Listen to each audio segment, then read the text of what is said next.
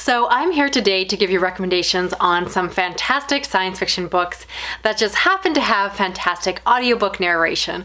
For those of you that prefer print, I hope you stick around. These videos always get a little less views because some people who don't necessarily read audiobooks don't necessarily want to watch these videos, but I promise these books are worth reading in any format. But I am going to be highlighting the narration here for those of you that are looking for new audiobooks to read.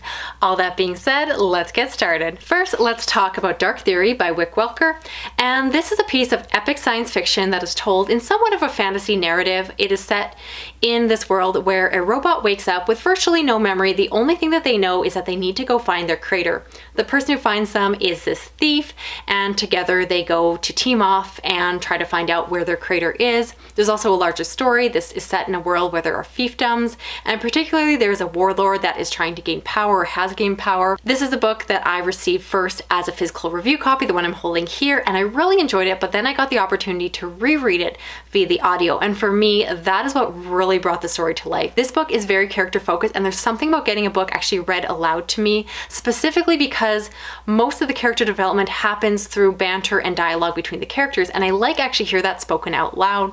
So I do find that books like this tend to work especially well in the audio form, and that was definitely the case here. Again, I really liked the book the first time I read it. I did put it on my favorites list, but when I got to reread it afterwards on audio, I really fell in love with it, and it just made me so much more excited for the whole series to come because, again, I love the characters and I just want more and more. Next up is The Shadow of the Tortures by Glenn Wolfe, which is the first book in the quartet that is the Book of the New Sun. This is a science fiction story that is told in a narrative, once again, that feels very fantasy-ish. I'm definitely noticing some themes here in the kind of science fiction I enjoy reading on audio. In this one, there is a man who, at the beginning of the story, works as an apprentice for a torturer's guild, and then through circumstances, he has to go off into the real world and come to age and find himself. And so we follow him through his adventures, and this is one that I physically read. This is my review copy. I also have the second half in the bind-up, and I definitely liked it, but I'll be honest, a lot of it kind of went over my head. There is a lot more to the story that I think in the first time reading it, you don't necessarily catch on. There's a lot of subtle references to the science fiction elements of the story that in other ways almost seems hidden. And if you weren't almost told this was a science fiction story, you could pretty much read it as fantasy and just completely miss the whole point of it until the ending, and then it becomes a little bit more clear. But this is a book I always meant to reread, and so through an Audible sale, I got the opportunity to check out all of the audio versions, and it's all done by Jonathan Davis, who is one of my favorite narrators of all time. And I just love the cadence of his voice. I just find him incredibly soothing. I could pretty much listen to him narrate anything, and I adored his performance here, so highly recommend them. Now, I know some people are going to argue that because these books are so detailed, you really should do them physically, and I think that really depends on whether or not you are an auditory learner. I am, so as long as I'm not multitasking, as long as I give these books my full attention, I found that I even picked up more details doing the audio because I would fall asleep listening to these or just sit and lay with my eyes closed, and I really loved the details and caught a lot more that, again, completely went over my head the first time. And I'll be honest, the audio has really made me fall in love with these books, and definitely the way that I plan to reread them. Next, let's talk about The Wind-Up Girl, which is a book that is set in a dystopian biopunk future where there is a calorie shortage. Essentially, we have genetically engineered our food so much that in many cases it has become non-editable, and so we are forced to continue to genetically engineer, trying to create new food sources. And so there is a lot of famine and scarcity out there, and so the people who control the food organizations have a lot of power over the government, hence this dystopian future. And then of course there's a biopunk element because of the fact that they are manipulating these genes, and there's also of course the wind-up girl at the center of the story. And this book definitely has some difficult moments to it, some huge warnings for sexual assault and all the horrible things that can happen to people. And this book is just dark and grim and depressing. I'll be honest, it's a book that I again had to read twice to really appreciate it. And the second time I read it, yes, I did it physically the first time and then went on to the audio, and the performance really brought it to life. Once again, this one is done by Jonathan Davis, and I cannot stop recommending him enough. If he narrates a book, I will read it. I love his voice so much. Again, this book is dry and depressing, and I think that's why Jonathan Davis' performance works so well, because he has that that kind of style. And so I think it just fits the book very well. He's not trying to overperform or overact. And instead, there's just a really nice tone or style to his voice and kind of a good pacing that just makes the book read so well. So highly recommend this if you want to try The Wind-Up Girl. It is an Audible exclusive, which I know not everyone loves, but for Jonathan Davis, he's worth the credit. Next, let's talk about How High We Go in the Dark. And this is a post-apocalyptic story that is a novel, but reads almost like a collection of short stories. In each of the chapters, we follow humanity through different parts of this virus pandemic. Right at the beginning of the story, they unleash this virus that causes horrible things to happen. Specifically, it targets children. And so we see the horrible repercussions of that over the years and generations. And this is not the kind of book I would have thought I would like. I tend to really avoid virus fiction, pandemic fiction, all of that is not my thing. But this one was so well done, so unexpected, and I would argue without spoiling too much that it does kind of subvert the tropes and go in a different direction in the ending that was not what I expected and made it fantastic. This is the book that I originally read on audio, and I will never read another version, which is why I actually don't own a physical copy, because it's done through a multicast narration, which honestly can be kind of hit or miss with me, which is maybe an unpopular audiobook opinion. Sometimes I like one voice, but because of the fact that it's more of a mosaic novel anyway, it makes sense that we have different narrators in different chapters, and the cast of narrators is so fantastic. There's so many of my favorites, including Julia Whalen, and it just fits it perfectly because there was no narrators where I felt like they were the bad narrator in the group. Instead, everyone gave a phenomenal performance, and I was so emotionally moved. At times I felt like I was just getting punched in the gut, and there are other times I wanted to cry, and I loved it so much. So I was so moved by the performance. I can't imagine reading this book in any other format. The audio is amazing. Next, let's talk about The Outside by Ada Hoffman, and this is the first book in a trilogy. This is set in a future world where we follow this autistic, brilliant scientist, an engineer who has developed this new core. Something goes wrong, it melts down, and she gets in trouble. This is set in a universe where there are artificial gods that reign over humanity. And so this is a piece of science fiction, but it definitely has elements of cosmic or Lovecraftian horror in it. And this is one where I read it the first time and I liked it, but it's weird, it's wacky, it's strange, it's so different than the kind of science fiction I normally read, the kind that normally are bestsellers, and I didn't really know what to think about it. Later on, this book has since become a favorite, and I have had the opportunity to reread it via the audio, which is incredible. I do recommend trying the audio for this if you're a fan of the format, because of the fact that, again, this book is very character-based, and our main character is so interesting. Because of her ASD background, she has certain traits or characteristics, which on a surface level could make her character seem flat, but I feel like the narrator really brings to life her quirks in a way that makes her so likable, so relatable, that even if you are neurotypical, you will find yourself rooting for her, loving her, and wanting the best for her. And again, I think that this book is just so out there and weird that sometimes it's nice to have a narrator kind of carry you along through that and kind of help you to wander through this weird, strange universe. Highly recommend this one. So good on audio. Even if you don't do audio, just read the book because I love it. Next, let's talk about Anatheon by Neil Stephenson, which is an incredibly hard book to summarize, which is terrible because I love it so much and I'm always trying to talk about it on camera. Essentially, we follow this group of monks that have secluded themselves from the larger society. However, these are not religious monks, but rather they have different philosophical ideas, and so are secluding themselves from the larger population that has different beliefs. And so within the story, we basically have a bunch of scientific monks sitting around and talking. This is an incredibly long book to read, whether you do the physical copy or the audio, but it is so worth your time if you are a philosophy nerd or a wannabe philosophy nerd, as is the case with me.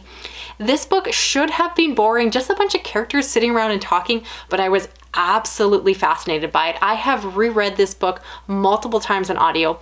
Literally, I finished reading the audiobook, which again is many hours long, and I rarely have the experience where I hit the end of the audiobook and it was so good that I literally just clicked back to the beginning and started reading it again. And again, for an audio that's that long, and especially because it doesn't create new content on my channel for rereading the book, it takes a special book for me to do that and just read it over and over again. So highly recommend it. I think again, it works because it's very dialogue based. There's a lot of back and forth between the different monks sharing their ideas and philosophies. So I like that in an audio form because again, if people are just conversing, I would much rather hear it rather than just have pages and pages of dialogue in writing. I tend to prefer less dialogue focused books when I'm doing physical print, but it always depends. But yeah, despite how long this audiobook is, I'm not normally someone who loves long audio. This one is so worth it. Like I said, I never reread audiobooks back to back, but I just could not stop listening to this one, and one time was not enough. And I also want to talk about Sleeping Giants by Sylvain Neuvoot, and this is an audiobook that begins with this robot hand being found by this young girl, and then the story is told in kind of a mosaic or multi-perspective narration where we follow different characters, and it's primarily told through transcripts and interviews with the people involved in the investigation of this robot hand and where it goes from there. This is a story that I would recommend primarily to those of you that love something like World War Z. It definitely has some similar feels to that. And once again, this one is told through multiple narrators. So if you love different narrators for different characters, you're really going to appreciate the fact that you get those different distinct voices. I'll be honest, this style is not my thing, so these are not my favorite kind of books, but I definitely appreciate that if you're going to read these, you do want to do them as audios, because I don't think these books are successful in the same way if you just simply read the text version. So again, if you do want to check this one out, I definitely say the audiobook experience is the way to go, and hopefully again, if you enjoy that kind of transcript interview style a little bit more than I do, hopefully you'll really love this one. Next up is Mickey 7 by Edward Ashton, and this is a story that is a sci-fi thriller. It's set in a future where there's a man who works as an expendable employee. So this man named Mickey goes off to do very dangerous jobs, and if he dies on the job, no big deal. They have the technology to resurrect his body and just put his memories into that new clone. However, something goes wrong within the story and possibly one more clone comes out even though he's not dead, and now there are two Mickeys to deal with. And the story goes from there. This is one that I love because again, it plays with the idea that employees are expendable and easily replaced. But I love it especially so much on audio because of the fact that I think, again, it's a very funny book. It's a very silly book. And again, so much of the narration is done through audio.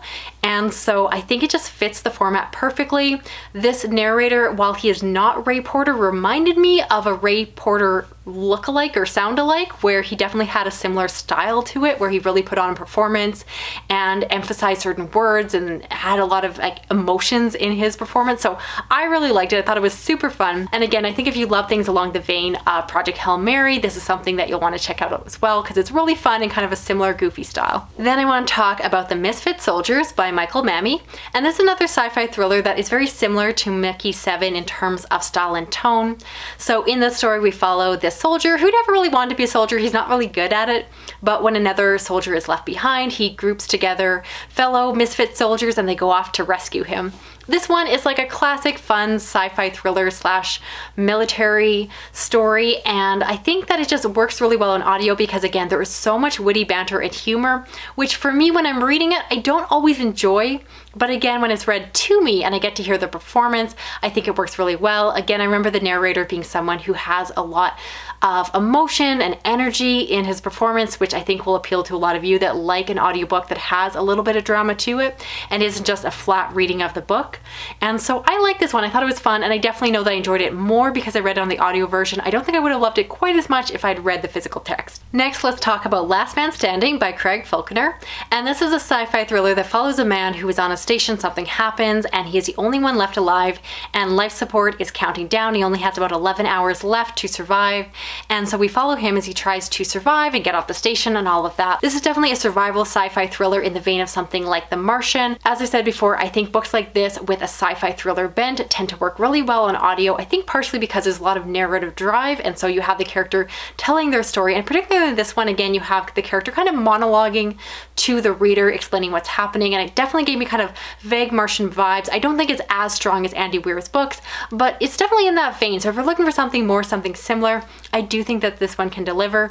I remember that I read it when I was quite sick at the time, and this is the only book that could pull me out of a really bad reading slump when I just felt terrible and sick and didn't feel like reading anything until I picked up this audio, and it completely held my attention and helped me to get through some sick days. So if you're looking for something to get you out of a reading slump or to pull you in when you just need something fast and fierce, this is one I would recommend. And finally, I want to talk about The Imperium by Katherine Franklin, and this is an audio book that I received for review, and I'm really glad I got a chance to review it this way because the audio performance was fantastic.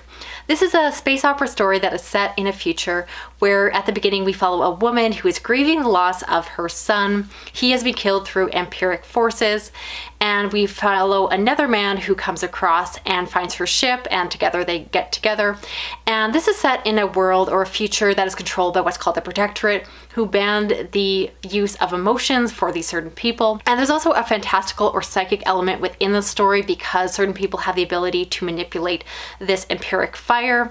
And I really like this one. It has so many good elements going on. It has great world building. I found the world to be fascinating, and then it has, again, great characters who right at the beginning of the story you're immediately going to feel for this woman grieving her son and wanting to go on this revenge mission and so forth. So while it has perhaps typical tropes within the story, it felt very fresh or new, or even if the tropes were familiar, I didn't care because I wanted to see how the story would play out. I really recommend this one, and the reason I want to recommend the audio is because while it is not narrated by the same narrator as The Expanse, the narrator happens to have a very similar voice. So if you love the narrator of The Expanse, I highly recommend checking out this one because, again, it's not the same guy, but it sure sounds like it is. And I think a lot of us have fallen in love with The Expanse through the audiobook narration. It's not how I originally read The Expanse, but I've since reread it that way and really come to appreciate why everyone is obsessed with the audio version.